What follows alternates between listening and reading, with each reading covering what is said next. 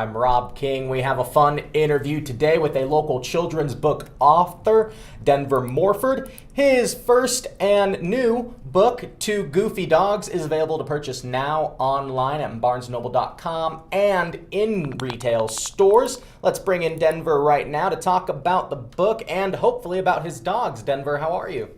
Doing wonderful today. How are you? Doing great. So let's get Thank right you for having into me. it. Appreciate it. Two Goofy Dogs. I assume they're your dogs. Absolutely. Yes, they are. Our dogs, Charlie and Harry.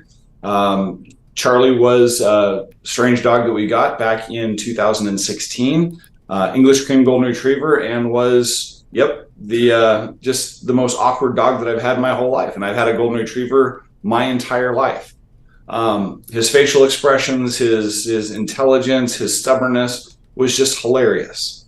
One day we found out that his brother was in desperate need of rescuing. His name was Harry, and we raced across the state and rescued Harry and brought him into our family. Yeah, there's Harry right there on the screen. Yep, that was the very first day that he joined our family. We rescued him. He was about 100 pounds overweight. His nutrition wasn't there. He'd never been bathed or clipped or groomed. And we brought him into our family and made him our own and showed him a lifestyle that I believed that he deserved to have. And as a result, this book just came to me. One night I sat down with Harry by my side and I wrote my first draft of Two Goofy Dogs. It was almost like it was meant to be. That's awesome. So you haven't written a book before, though?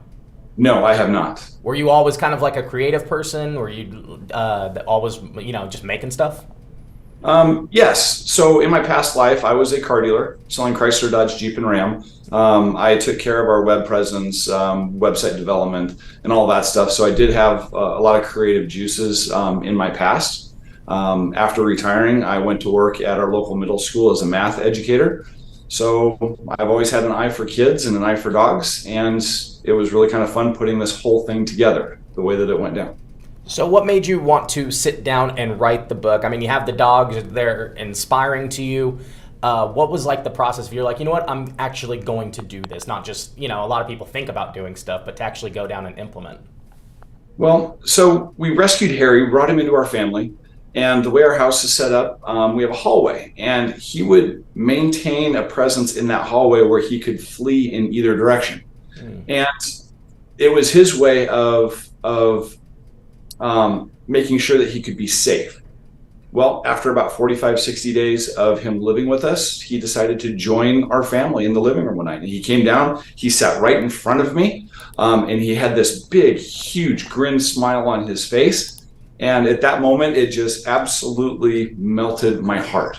And I grabbed my computer and I hashed out the story of Charlie and how Harry came to join our family. And the story is my family, all four of us. It has my Jeep in it. It has our neighborhood. It has our true to life story, including the restaurant that we went to after we rescued him. On the table in my book, you can see the exact restaurant bags and all that stuff. So, oh my God, how cute. That little voice inside my head just said, this is a story that really needs to be told. I've had rescue dogs throughout my past, and all of them have had a different story, different personalities, different hot buttons, and a different way that they melded with our family. But Harry was so incredibly unique, and to have him be the biological brother of Charlie, and watching these two funny, strange dogs interact with each other, it was absolutely something that little voice inside my head said, this story needs to be told. And I hashed it out. So how serious does the story get? I mean, it sounds like, Harry came from a pretty serious condition. So how deep do you dive into that? I touch on it just a little bit. Being a children's book, it needs to be light, it needs to be fun, it needs to be engaging. With my two kids, we would read books to them every single night. And I think most parents can agree there's a set of books that are the first ones to come out and you love reading them and you spend a lot of time pointing out all the little things on all the different pages. And I wanted this book to be one of those. So I wanted it light, I wanted it fun. In the back of the book, I actually have a full page dedicated that if people are considering rescuing an animal, some things to look out for.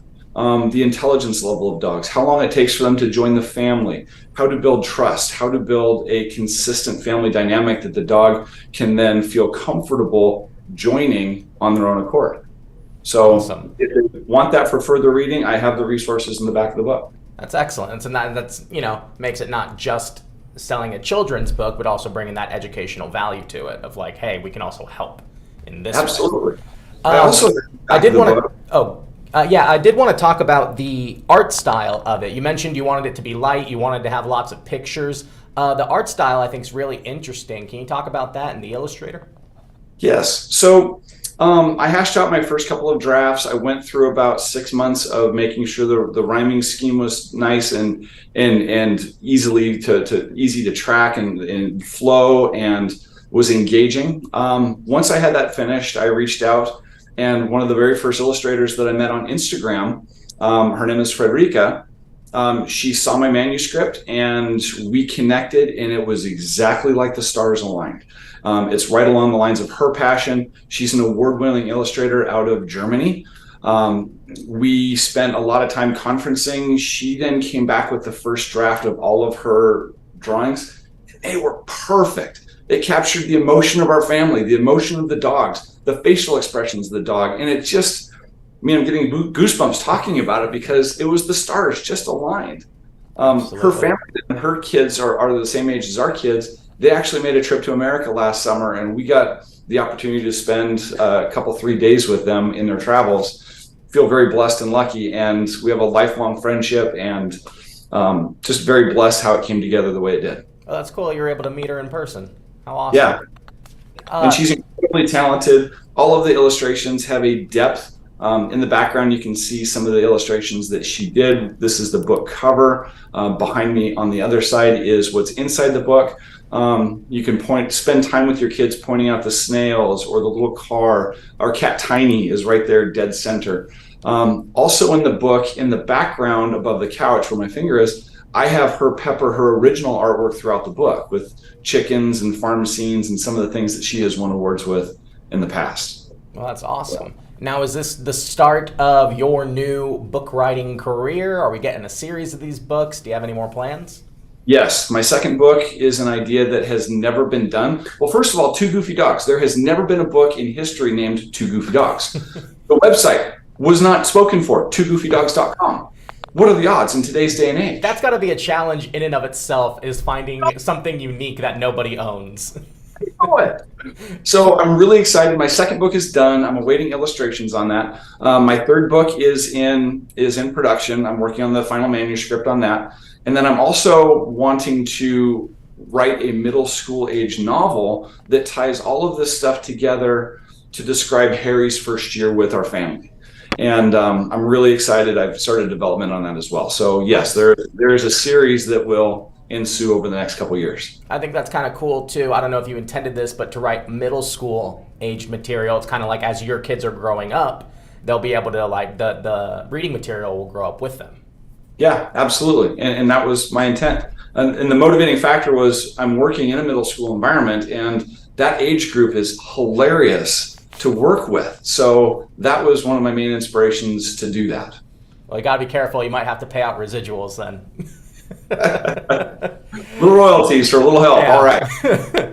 Awesome. Well, Denver Morford's new book, Two Goofy Dogs, is available now at Barnes & Noble and bn.com, where you can buy that online. Denver himself, if you want to meet him, get your book signed, meet the man behind the book. He will be at the Barnes & Noble in Spokane Valley this Saturday, August 19th, 11 a.m. to 3 p.m. Denver, thank you so much for your time. Thanks for hopping on. Thank you so much for having me. It's been an honor. I really appreciate it. And like I said, Denver will be out at the Barnes & Noble in Spokane Valley. Thank you for watching. If you missed some of the interview, the whole thing will be up on our website later today. Thank you, Denver, as well. Go check it out. Sounds like a good time. But for now, live in studio, I'm Rob King for 4 News Now.